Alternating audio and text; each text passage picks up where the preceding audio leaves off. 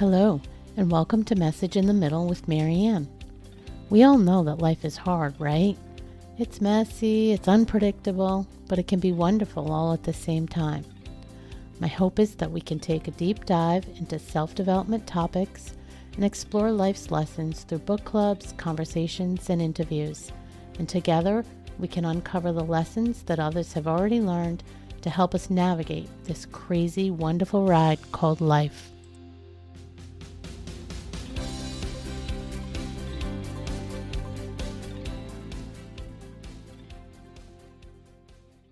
Hello and welcome to Message in the Middle with Marianne, and today with my guest, Victoria Longo.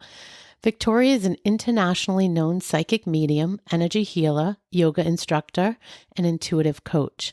She spent her childhood immersed in the unconventional world of the metaphysical, where it was very common for her mother to see dead people. In her teenage years, Victoria buried all that woo-woo and did her best to fit into societal expectations. She went to college, got a job, got married, did all the things, until she quite literally lost everything, and after spending many years in misery, finally leaned into her natural gifts and built a much happier, more fulfilled life.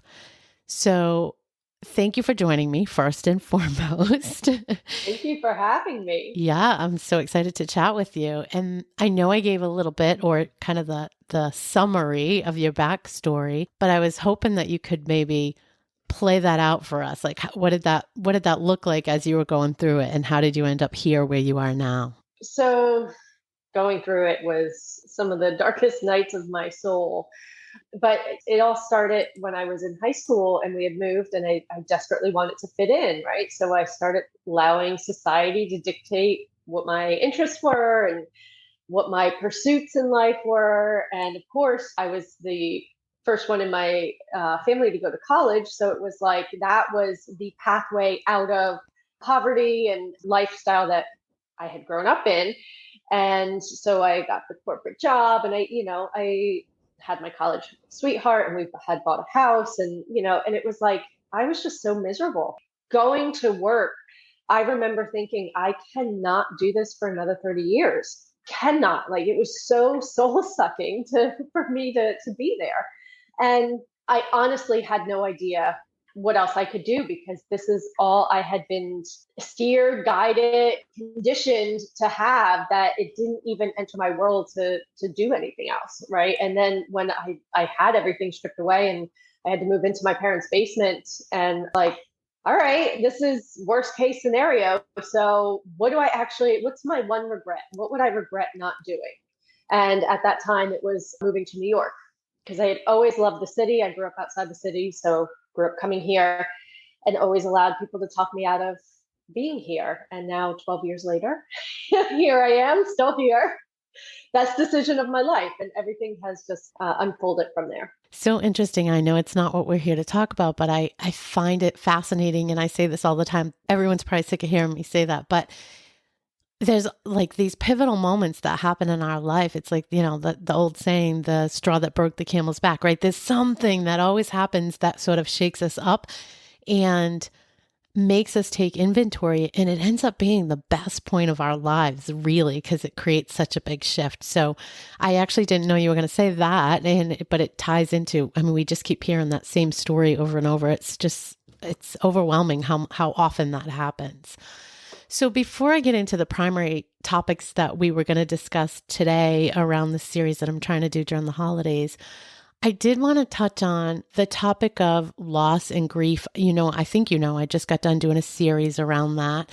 And you've gone through an awful lot of loss, I know, at a fairly young age. And one person that was really a big impact to you was losing your sister a few years back. And so I know you shared in your material and on your website around your thoughts around death and loss. And they fit in to the story and the messages that we've heard from so many people in the series I just finished, that I thought it was worth getting your perspective. And also, not just because they're being reiterated from what we've already heard, but I think for me, knowing what you do, what you have, your natural gifts that tie into I'm just going to say some other realm or this, more consciousness than some of us, it makes it for me even more of a solid message that I think it's worth sharing. So tell me a little bit about those thoughts. I believe grief can happen with any expectations that aren't met, right? So my expectation with my sister was she's going to be here for my whole life. She's younger than me, right? And so to get the phone call that she died in her sleep, she died of an asthma attack, and she didn't have asthma. Nowhere was anybody expecting that. So grief is, we love somebody so much, right, in this life, and what they mean to us, that that's part of the price that we pay for that love, right? Because nobody is going to be around forever. Life is not guaranteed. Death is. And that's the concept that a lot of people don't like to look at. They would rather live in the illusion that we have forever and we're going to live forever and we can stop death, right? Which makes it even more painful when death happens, expected or unexpected, right? My dad was an expected death because he had cancer. He was entered into hospice. But still, we loved him so much that, and the life that he lived, that part of that grief is because of that love. Yeah, I think, and we've heard that over and over. I think recognizing that you wouldn't have that, right? You wouldn't have that deep level of grief if you didn't have that deep level of love. And I just recently asked somebody that had lost their husband. We were kind of talking about this topic, and I said, I bet you'd do it over and over again if you had the choice. And the answer is yes for most of us, right? I mean, probably for everybody. Like who wouldn't choose that kind of love, even if the price we have to pay is to walk through that really, really deep grief? I think the other thing that you say or you talk about again is a reoccurring theme, in that feeling very strongly that death isn't the end. Mm-hmm. There's another state out there somewhere that may be beyond our full understanding, but there's something more. And that probably helps to make things a little easier. Yeah, absolutely. I mean, I always tell people that it's like we're on the FM station and they've switched over to AM, right? So they're still there in some capacity, and you can ask for signs, you can visit a medium for connection and validation. And that's really what has also helped me through the process. Is there have been the anniversaries, right? My sister's birthday after she had passed, and the anniversary of her death, where they're a bit more emotional than other days. And, it's asking for a sign, like, are you okay? And then being aware, because they will communicate if we pay attention and, are receptive to that. So, it's not going to be the same as if they were here, because again, they're just a different frequency. I love that. The point about being receptive is a good one. So, switching gears again, for anyone listening, the goal here was to create a series around the holidays and dig into some of the topics that often surface, which is, we're more stressed. And so there's a level of anxiety, there's a level of procrastination that often accompanies all those to-do lists we have. And that can show itself in lots of different ways. And I know you have some thoughts that are maybe a little bit different than the average person or how they would respond to it. So share with me a little bit on your thought around procrastination, like where that comes from, what that might be, and how we sort of work around that. Yeah. So what I've learned throughout my journey is many times that I was procrastinating doing something, one of the main reasons has been it's because it's something that I thought I should do, not that I actually wanted to do it. I was not really motivated to actually complete it because it wasn't anything that really lit me up. It was just something that maybe society said I should do, right? Or I don't know, I bought into the belief that this is how I'm supposed to do it. So it's going to go on my to-do list, right? And that avoidance that, when I started acknowledging, like, all right, why aren't I doing this? Why is this on my to-do list every damn day, making me anxious that I have to look at it, and then I'm making myself feel bad at the end of the day because I didn't do it again? Like, what's going on there? And it's like, I actually don't want to do it at all, right? So then giving myself permission and freedom to like remove those things and find out what does work for me. What do I actually want to do? So around the first holiday after like my sister had passed, one of the things that was going on in the family is people, were procrastinating, like who's going to host the get together. The truth was nobody was really in a space to do it, but nobody wanted to admit that because it's the holiday. So you're supposed to get together. You're supposed to be with your family, right? And at the end of it, I was like, you know what? I don't want to go anywhere. I'm not really feeling like celebrating. I kind of do, but not really. So I invited my mom to stay with me, and it was just me, her, and my boyfriend. And it was a really nice holiday. But that pressure to show up for the family when none of us were actually in the space to do it. And that pressure of like, well, you have to be with your family. It can be intense. I love what you said about giving yourself permission to do what works for you, because I just thought about this just now in the moment. So coming out of COVID, that second year, and I always host the holidays for my family, and there's always anywhere from, I don't know, 17 to 25. Sometime when we do the extended family, it can be like 40 people. But I was similarly thinking, I'm not ready to do this. It just doesn't quite feel right yet to have that big group of people here. And similarly, talking to my mom and my sisters and whatever, and nobody really wanted to give it up and say it because we felt like we should, because we had missed it and we always do it. And finally, I just said, it's not going to work for me. I'm not doing it this year. And the relief that came in that moment. Yeah. And we had a smaller thing, just our own immediate families. And it was nice and it felt right. And the stress was gone. So I think that's an important message, is to check in with yourself. Give yourself permission to do what works for you. That's a good one. You mentioned being anxious. And so I wanted to ask about that as well. So many of us get anxious around the holidays, even if we're not normally anxious, because of all those expectations, right? There's either the, am I going to do the food right? Am I going to have enough? Is the house clean enough? Is Uncle Marty going to act up? Are the kids going to act up? Is someone going to get drunk? I don't know. Whatever your story is, There's always these things, right? All of them are probably true for most of us. And so the level of anxiety I find that you can get caught up in that for weeks, sometimes even months, just thinking in advance of all the things. Yes. And it can become this loop of just anxious thoughts, I guess, that just goes on a loop, right? And it's hard to get out of. So you have a saying around anxiety and anxious thoughts and what that looks like. And any advice you can give there, I'd love to share that. Oh, yeah. Anxiety is the art of creating problems that don't exist. Yeah, because it's true. Like a lot of those scenarios, no matter how much we try to achieve perfection, and I always teach that like the loud voice that's in our head is run by the ego, and the ego is never going to be satisfied, right? Nothing is ever going to be perfect. And yet it wants to try and convince us that we can get to that space of perfection. So it creates all these problems and scenarios that we try to control, but that's the illusion. Like we literally it's all out of our control. So rather than focusing on all the what ifs, it's like, okay, so what's so?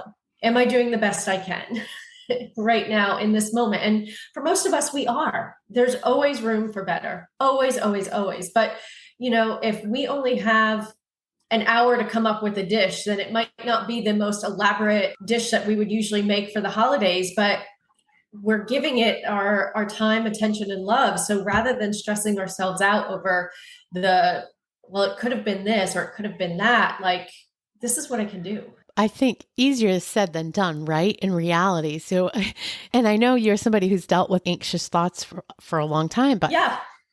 Oh yeah. What advice do you give around teaching yourself or building that practice where you know the right questions to ask or how to talk yourself off the ledge? Because I think, many of us know what we kind of should do. It's hard to build that practice to kind of get yourself out of it. What advice do you give there? What I started doing for myself is most of us tend to react to that voice as it being real and true. right? Which is the art of creating problems that don't exist. It's fact that this family member is going to cause a problem. It's a fact that, right? But we don't actually know that, right? So what I started doing is instead of reacting to that voice and running with it as if like, oh my God, yes, that's what's going to happen. And yes, I have to control this. And yes, I have to control that. I started going, well, what if it doesn't? What if they have a great time?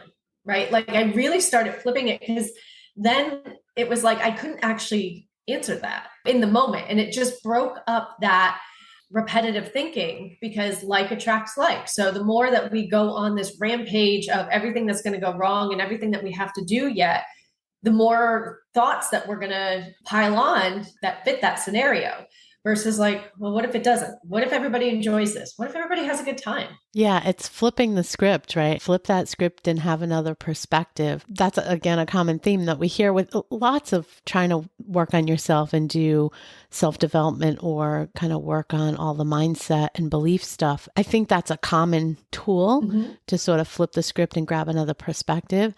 I think the step that comes before that is identifying it, right? Oh, yeah. And then taking the pause, because I think for some people, they're not in that space yet where they even identify that they're in this loop of negativity or right of anxiousness. Right. Well, and part of it I think is at least in my experience, I was never taught not to trust that voice in my head. I was never taught anything about that voice in my head.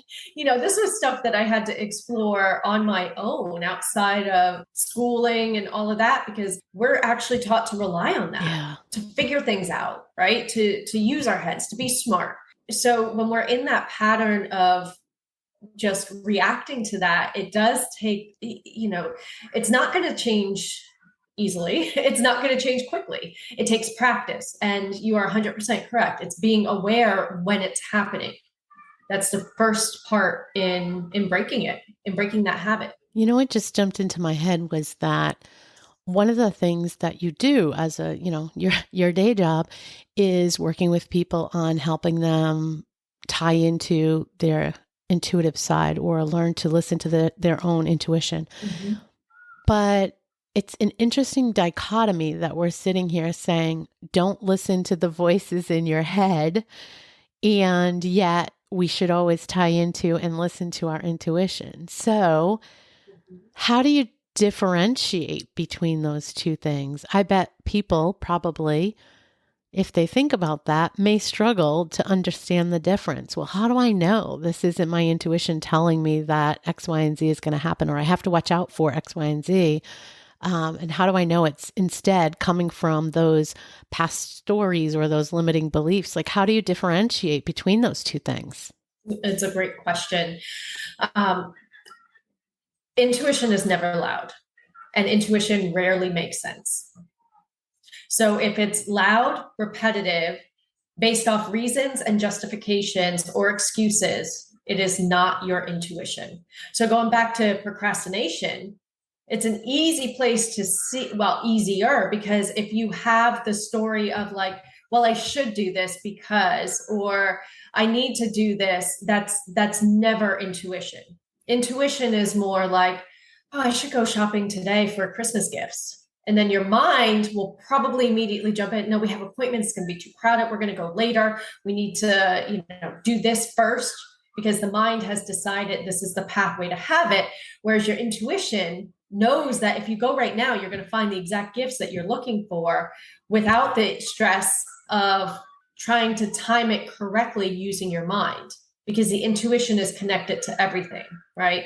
So that's where it's very, very easy to bypass. And I've had so many people say, well, my intuition lied to me. I'm like, your first thought, your first thing that you said was, I don't trust this person. Everything else was, but they had a bad life. I should give them a chance. We should allow them into our home. And then you got hurt in the process, not because of your intuition. Your intuition said no. It was everything else. So for me, what I just heard was the idea that pops into your head, your gut, whatever you want to say, that's probably your intuition.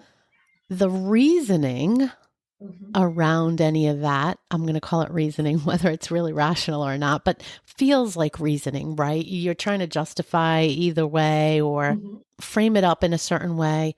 That's more of your inner dialogue, the negative beliefs, the past habits versus that just gut instinct, that thought that popped into your head. Okay. Hadn't really thought much on this, but that makes sense to me when I do think about it. Yeah, it's the logical mind that comes in that says how things have to go or how they should go or what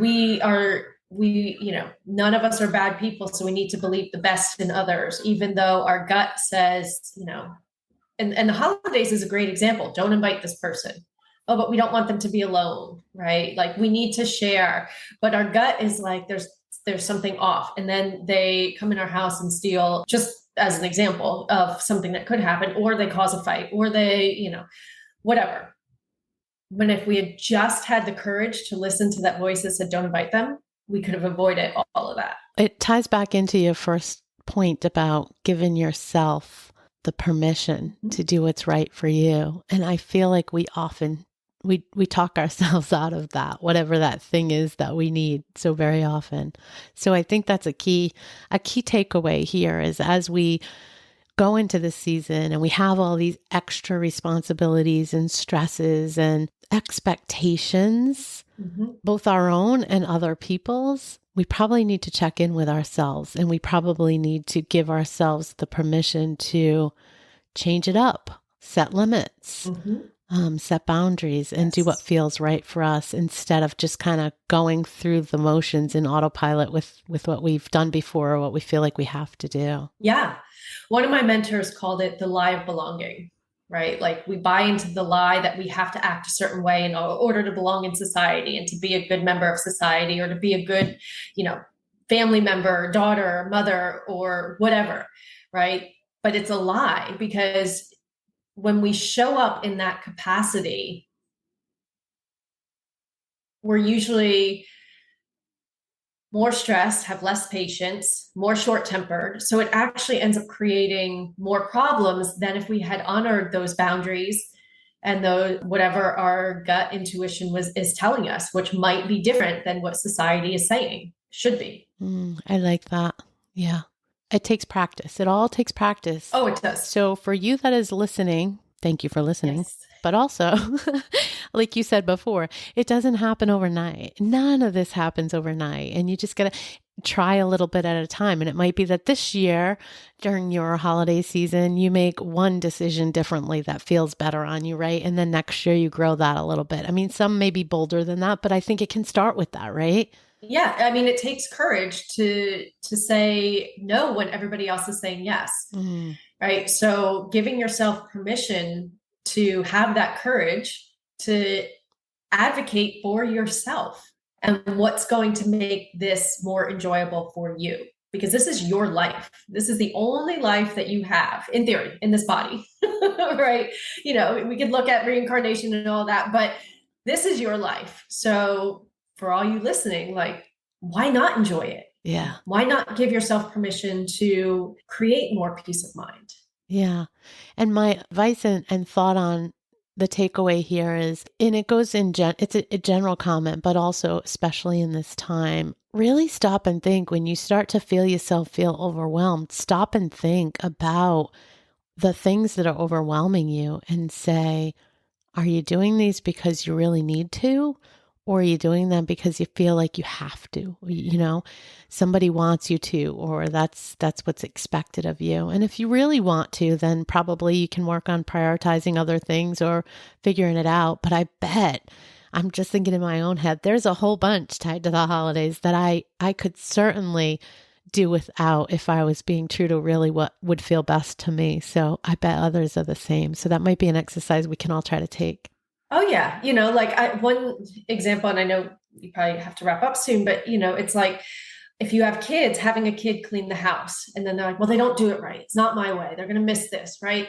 That control is actually creating that overwhelm. So what if it's not your way? It's still going to be clean and nobody's going to come into your house with a white glove. Like, well, they missed this, right? Nobody ever looks at that stuff.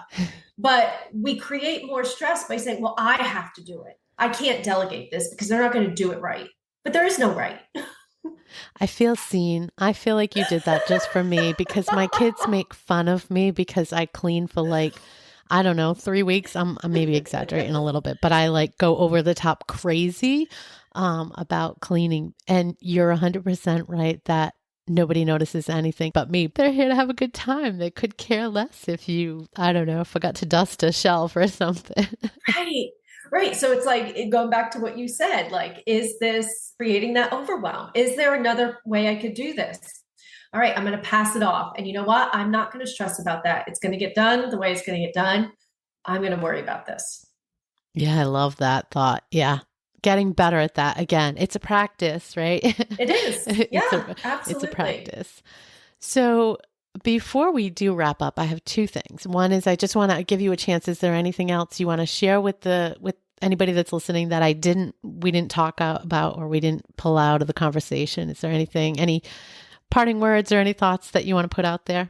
There is no right way or wrong way. There's just life, and give yourself permission to live life in a way that works for you. Be willing and courageous to set those boundaries for yourself with what does work and what doesn't, and what you need, require, desire, and honor that. That's a great reminder. And the last one is just for fun.